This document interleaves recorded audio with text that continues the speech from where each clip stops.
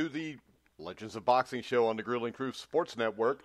I'm your host for the Legends of Boxing show, Mike Goodpaster, and today our guest was a heavyweight contender during the 1990s. Of course, memorable fights with Tommy Morrison, Bruce Seldon, and the like. Help me welcome to the show, Joe Hipp. How you doing, Joe? Oh, I'm doing great. How's everything out there? Oh, it's just cold and raining all the time. I'm in the middle of the country. Nothing good happens here during January. And the thing is, as I get older, I used to like cold weather, but now once it's below 50, I'm freezing my butt off. It is that way, too. Yeah. Over here in Seattle, it's just a lot of rain. Yeah, I hear that. All right, so let's just start from the beginning. I know that you were born on the Blackfoot Reservation, lived there until the age of 6, moved to Yakima, Washington. Can you tell us a little bit about your first remembrances of life, whether it was on the Blackfoot Reservation or when you first moved to Yakima? Mostly in Yakima. I mean, I went back and forth to Browning, but I grew up in Yakima. Played all the sports and everything in Yakima. And, had a really good childhood, I guess. Yeah, so when did you first take up boxing, and did you have other boxers in your family? Well, my brother kind of started, my older brother Lou started boxing, and then it wasn't too long after that I started. I was about 8 years old when I first started going down there, and I really enjoyed it. It was a sport that I played all kinds of sports. I loved football and baseball, but I always came back to boxing. It was, I don't want to say it was easy, but it was just a natural thing for me. I used to go and work out, and I picked it up really easy. So I enjoyed the one-on-one competition, and it was the first time I was able to do a little bit of traveling. I mean, you could go to Seattle for the weekend, or you could go to other Spokane, and when you're a kid, that's very exciting. Yeah, and you want to talk a little bit about the highlights of your amateur career? I know you had, would you win 5 Golden Gloves? Yeah. I was 119-9. I remember the Golden Gloves that I fought in, the Seattle, the Tacoma. As an amateur, like I said, it was just a lot of fun. You got to go out, you got to fight in different places, you got to travel. Met a lot of my friends that I have today. That you grow up with somebody, especially in boxing. You get to know each other. We've always been friends. A lot of them are coaches now in Yakima, and it was a real exciting time. Yeah, and did you always know from a young age that this is what you wanted to do with your life, that you wanted to be a professional boxer? Well, I think so. I really enjoyed it, but I really loved football, and I thought I would have a career in football, but I had some injuries, but boxing was always there. I mean, even when I was a teen, even if I wasn't making down to the boxing gym, my coach could call me. I always stayed in shape because of football and stuff, and he'd pick me up, say, "Yeah, we're going to Oregon or something tomorrow," and I'd say, "Okay," and jump in the car and we'd go down and fight. So it was always there for me. Yeah, and I think the great thing about boxing is, unlike football, you're kind of on your own. You either win or lose on your own merit. Oh, absolutely. I mean, I remember fights. I can remember one pro fight when I really knew that I was alone. I get in, I was having an HBO fight, and I broke my hand in the first round, and all the advice I got was use your other hand. I was thinking, man, there really is no one going to give me a hand. You know what, here, though? So. Joe, is there really better advice than that? What's that? If you break one hand, isn't the best advice to just use the other hand? That's about all you could give, And it was weird through that whole fight. I never thought I threw my left hand, but after seeing it, I kept throwing it, just able to control that pain, I guess, just adrenaline and your body and mind kind of takes over, and I've been doing it since I was 8 years old. I still love hitting the heavy bag and working with kids. So it seems like once you become in boxing, it stays with you throughout your life in one way or another. All right, so your professional debut, August 29th, 1987, against Steve Cortez. What do you remember about that night? Well, this was kind of weird. I had fought Steve prior before I turned pro as an amateur, so I knew who he was. He was a good fighter. And going into that fight, it was weird. I had my wife had cooked me dinner, which was some beans, but she had left them out on it, so I had food poisoning going over, you know.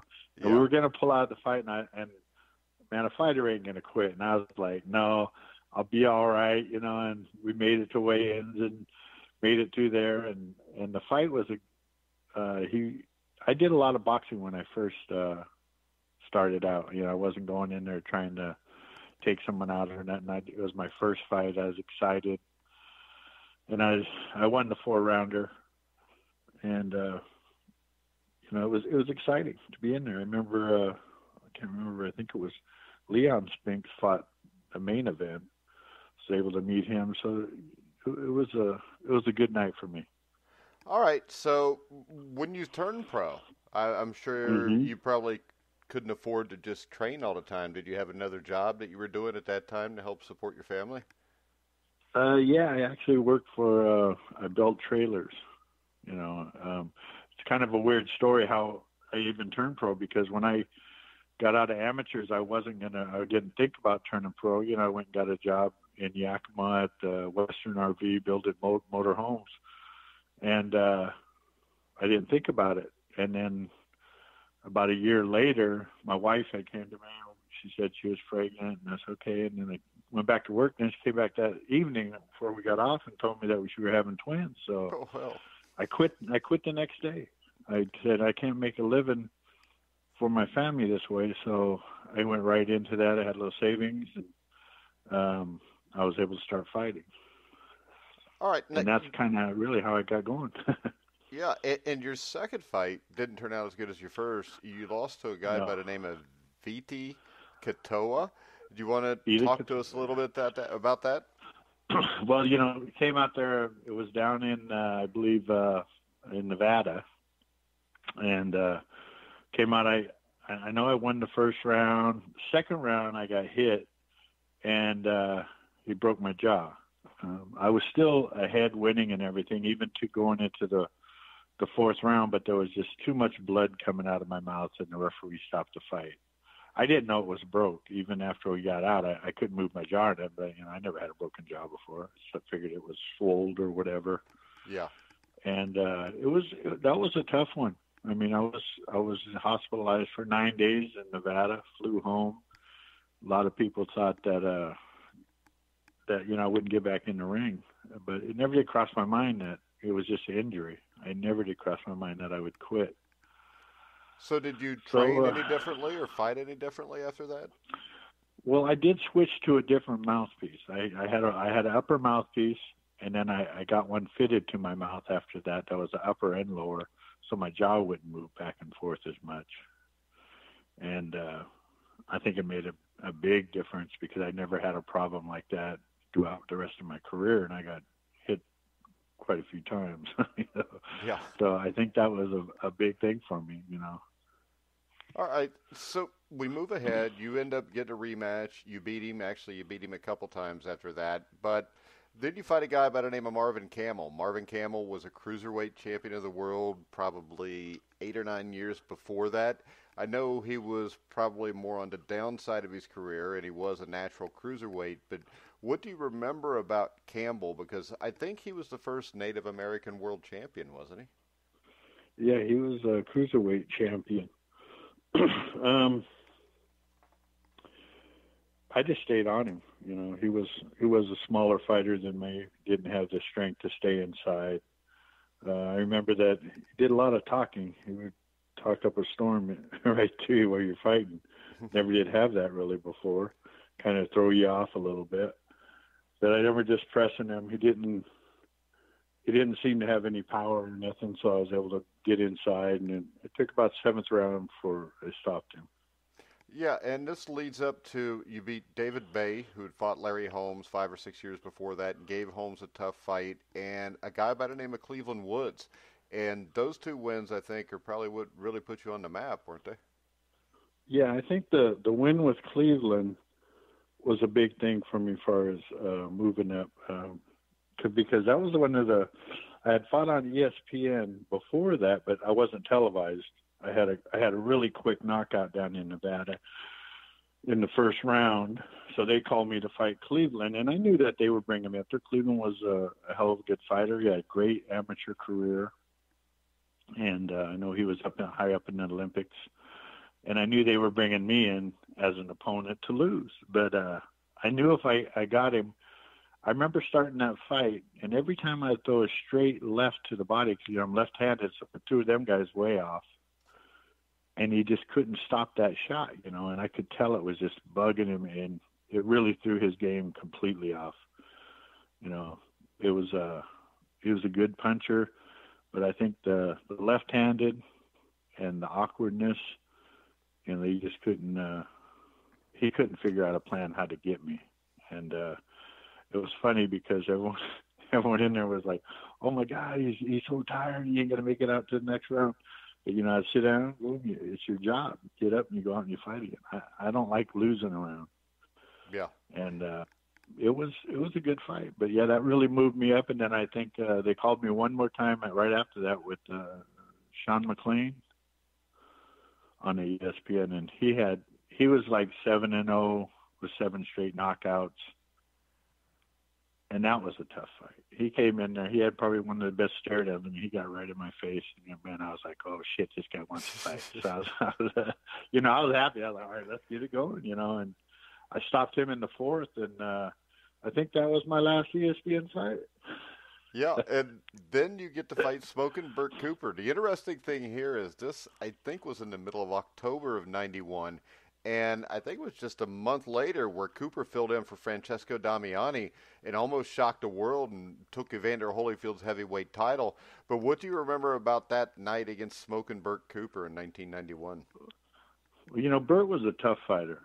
He don't like to back up. I didn't like to back up, so it wasn't hard to find each other. We're throwing in the middle of the fight. He had good power. I remember he'd bug you because I remember I landed some good shots on him, and he kind of gives you a smile every time. You're like, kind of frustrating. But in that fight, I heard the night before we fought that he had ended up signing for the world title. And the fight, I've watched it over and over. He caught me with a good shot. Didn't knock me down. I took a step back, and then I started going forward, throwing punches.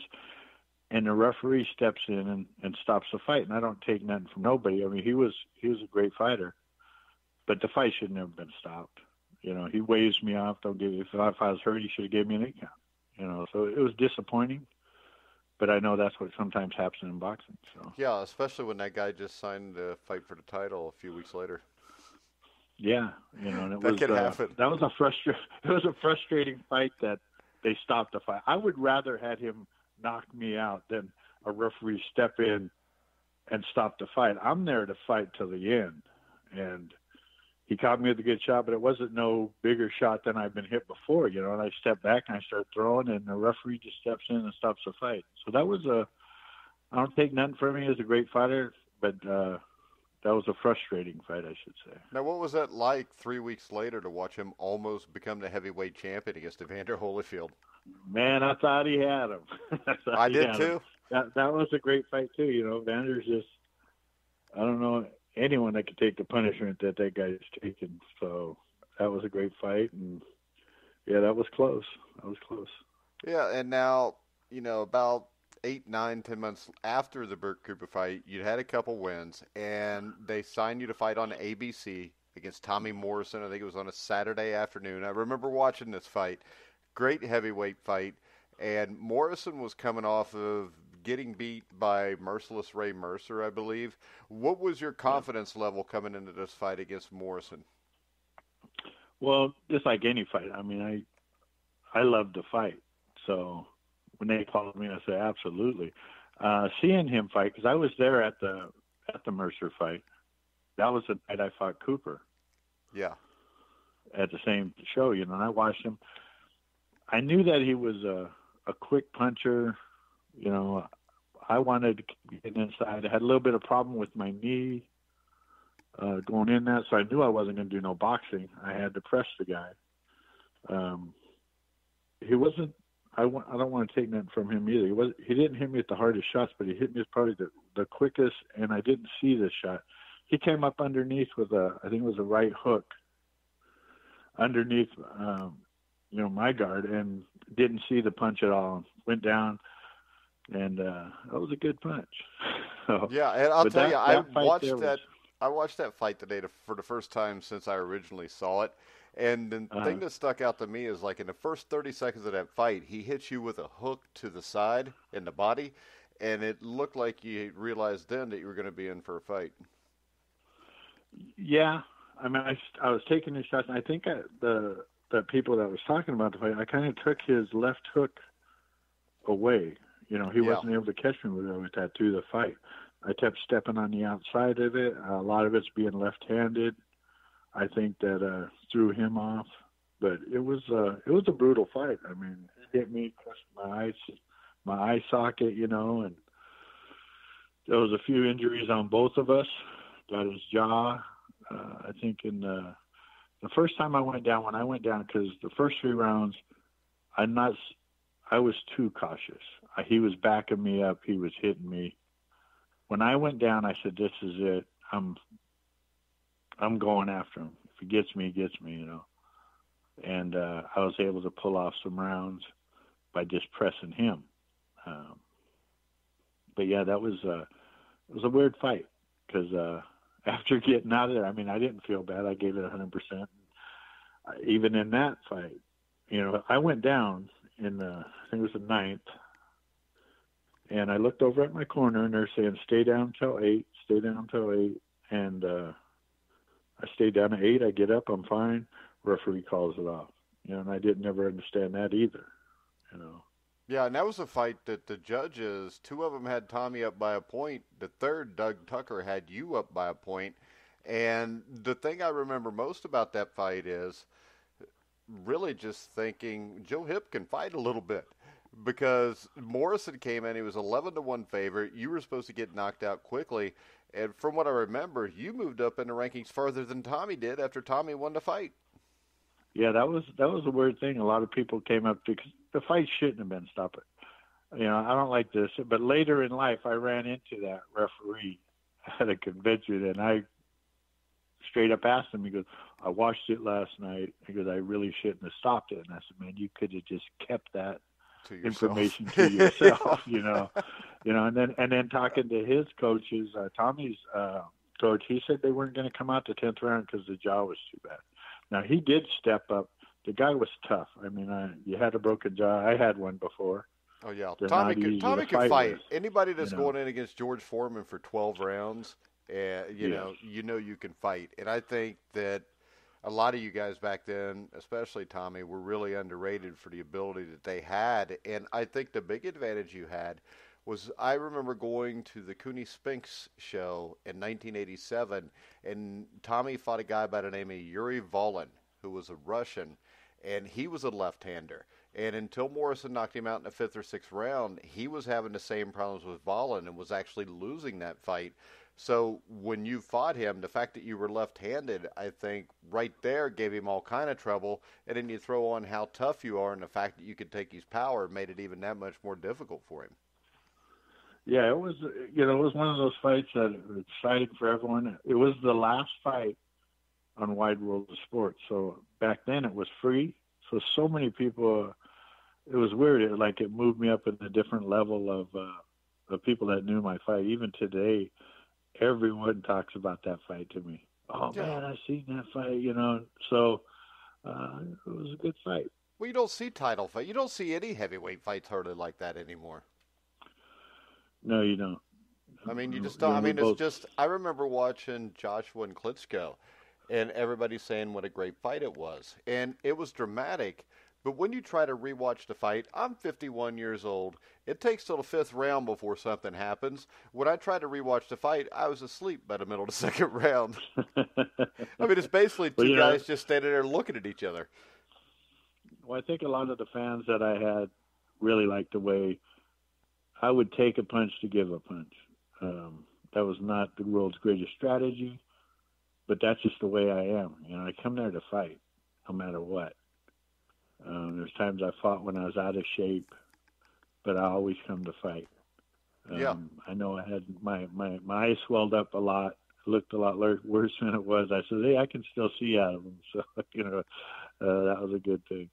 Yeah, then you ended up getting a title shot, but before that title shot, you had a couple wins here that stood out to me. One was Alex Garcia, and Alex, I think, was supposed to be the next big thing a few years before that, was knocking everybody out, and he was a great amateur. You want to talk a little bit about that fight and the knockout of Jose Revolta? Well, I know going into the Alex fight is, we were training great. I was running hills. Man, I felt good in that fight. I knew coming in there he had his big right hand, and that's what he was going to try to land. I was able to move enough where he wasn't hitting me. We picked up our jab. I was able to throw a 1-2-1, and land it. I had him hurt a few times. Maybe I should have stepped it up a little bit more. I was still cautious. The last thing you can go is your punch. I knew I was winning, and I just didn't want to make the mistake with him. But, he came out there. He was a hard puncher, big kid. His movement wasn't that great. That's why I was able to stay on the outside. And the same thing, he could not land his right on me. And that was his bread and butter, and I knew that. And I knew if I just threw first, go to the body, then the head, a lot of movement, that I could beat him. Yeah, and that was impressive because if I remember right, you won about every round and fairly easily. It looked easy, but it wasn't. Oh, it's never easy when you're in a fight. But when I'm sitting on my couch and just chilling out, it looks easy. Well, I was moving good, so it made it a lot easier. I wasn't standing right in front of him like usually I do. I think right after the Morrison fight, I had got my knee operated on, and I had a lot more movement. Yeah, because I remember him talking about in the Morrison fight how you were wearing a brace in that fight, and they said that you'd had issues with it for a long time from football, but had never really got it taken care of. Yeah, well, it got to where if I was sleeping, you go to roll over, my knee would pop out the socket, and I'd literally have to get in a jacuzzi or some heat to have it pop back in. So I had taped it up underneath that brace, and so it's cut down my mobility a lot. You had to keep the leg right underneath you. Slowed me down a little bit, but, we were still able to make it to the fight. Yeah, so you won the NABF heavyweight title over Garcia. You defended against Revolta, Rodolfo Marin, Philip Brown, and then you get a title shot on, I think it was the Peter McNeely, Mike Tyson undercard for Selden's WBA heavyweight title. Now, number one, how did you find out you were going to get the fight? And number two, how proud are you that you're the first Native American to ever fight for the heavyweight championship? Well, I was very excited about that. When I got the call, they said, would you like to take that fight? And I said, absolutely. That's what you're training for, to fight for. So I was very excited about the fight. And then being Native American, the first thing, it's hard for me even today to understand why there wasn't more Native Americans fighting at heavyweight. They got cruiserweight, you got lightweight. So, it was a big deal. I still travel around now. I have a nonprofit, All Nation Foundation, and we travel around working with the youth at the different tribes, talking to the kids, drug, alcohol, everything like that. So it's been very good in that way. Yeah, and in that fight, your style was a little bit different than what it normally was, and I still think that if you would have came after him, I think you'd have beat Bruce Selden. But any regrets when you look back at the way you fought that fight? Yeah, a lot. Usually I always come to fight. They took me into different training camps where it was really hard to get as focused as you need to be. I like when I was training for all those other fights, it was me and my trainer, and literally a 2-bedroom apartment. You get up at 4 a.m, you did your work, you go to sparring, you go at night, and I think some of the people that we're with kind of got caught up a little bit in the world title thing. I'm now traveling doing, and I understand you got to promote stuff like that. And then their strategy, which I should have never listened to, was try to take him into the later rounds. I don't know why that strategy was. I don't even know why I listened to it. He was just too fast for me. There was no way I should have ever tried to take him in the later rounds. I should have made that a 4-round fight and just pressed him and threw everything. And I'm sure I could have caught him. But that's one of the things you just look back on and say, well, you got to learn from that. Yeah. Well, you wouldn't have got a decision because Don King would have made sure that Bruce Seldon was fighting Mike Tyson probably. So you'd have had to knock him out. Yeah. Well, and if I could have got inside, which I should have done from the first round on, and just pressed him, got him in the corners, I think I could. His punches weren't hard. He didn't drop me. He was quick. He was really fast. Once he got that cut going, I couldn't even see out of that eye. And and that's just one of the things you look back on. He did his job. That's what he wanted for the fight, was to stay outside and pick me apart. And he was able to do that. All right. The next fight that really stuck out to me, and I think this was probably the last shot here, would have been Ross Purity in 1997, which I think was on CBS. I actually remember watching that one too. And Ross Purity is a guy that I think is really underrated. Oh, he is. And Ross fought a good fight. I get so mad at myself at that fight. I had to fight one. Going into I want to say the 9th round, I knew I was ahead. And that fight too, they changed me in a different kind of training. I was running for every fight. I get up in the morning. One day you're running sprints. The next day you run hills. The next day you run distance. I was running 10 miles. And this fight, they switched us into a whole different with the new type of training. I was in the gym working on, equipment, and I just don't think it got me ready for the grueling fight of 10 rounds. Yeah. And in the 9th round, he caught me with a good shot. And my corner should have told me, take this round off and move, because he caught me with a good shot. And I just don't know how to run, I wanted to fight. You don't know how to take a round off, right? I don't. Yeah, I never practiced that. Nothing. And I'm not. You'd say you're not the smartest fighter, but just the warrior in you can't back up. You just don't. You got these two guys out there trying to pound each other, and he made the smarter move. He waited throughout that whole fight, I would say, and came on the last 2 rounds. Now, he did do that in another fight before, and I didn't really think about that, and that was like with Klitschko or something. Yeah. So it was just bad strategy on my end. And I take that loss as I don't take nothing from him. He did the right thing, and he made the adjustments that he needed to do. I should have, when I went down in that last round, took my time and did a little bit into that last round. I just moving, But like I said, you're a hard-headed fighter. You're going to fight. So that's just the part that you got to live with. So when you look back at your career, is there any regrets? Or are you happy that you gave it everything you had? I went in. I loved my career. It was a great career. Could I did different things? Absolutely. But I think that's anyone in life. Yeah. But I'm happy with coming out there, being able to still talk. Yeah, that never and hurts. being able to, and I enjoy. I think it brought a lot to my life. I've traveled around the world. I've seen a lot of things, and right now I have my daughters. We started kicking back. I kind of took a little bit off of the nonprofit. We're working with kids, and I was just working, and I work for a company here in Seattle, Beacon Plumbing, and the guy there is a big boxing fan, so we talk boxing. They have fights down here all the time.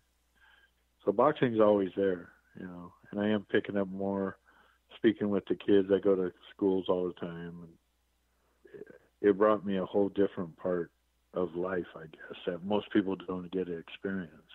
Yeah, and tell us a little bit about the All Nations Foundation and why you got involved with that in the first place, and just what exactly you do. I think I got started at it when I was fighting. Whenever I would be close to a native reservation or something, I used to love going and talking to the kids, doing some autographs, and motivational, and just telling these kids that I came from a small reservation in Browning, Montana, and I was able to fight for one of the biggest titles in the world, and all these kids that I talked to, they had those same dreams, and anyone could do it if you put your mind to it. I know a lot of people hear that, but that's what I did, Most people that knew me going through school didn't think, oh, man, we're going to be watching Joe on TV, So, it's been an exciting career, and All Nations has been able to help me go out to meet all these kids. There's now they have a lot more stuff, youth centers and everything, drug and alcohol. I mean, I'll speak at those. I quit drinking about 20 years ago. It's been a big thing for me. Gets me through a lot of stuff, and I meet a lot more people. Actually, now really than I did boxing. I love going out and just talking to fans, and it surprises me that so many people still remember you. I'm like, man, I was in boxing and I can't remember that much stuff. Yeah, but remember this. This is back in a day where, 2 or 3 of your biggest fights were on free over-the-air television. Yeah. I mean, I think I had right around 22 TV fights in the end. And they were almost all free except 2 that was on pay-per-view. I did have some HBO. But I had the ESPN Tuesday night fights, where everybody could watch them. And I think that was a big thing back then because everyone would wait for Tuesday night fights. I used to love watching those. Oh, yeah, Sean O'Grady and Al Albert. Yeah. Yeah, and, that was it brought the fights right in your living room for nothing. And there wasn't that many channels either, so you had to watch boxing or news, so... Yeah, nobody wants to watch the news. Funny. I don't think the news was as depressing back then as it is today, though. Either that or they just kept it from us. When you look at the current heavyweights, the Deontay Wilders, the Tyson Furies, any thoughts on their fight coming up? Any thoughts? You got any favorite fighters fighting today? Not really. I mean, I watch boxing, but it doesn't.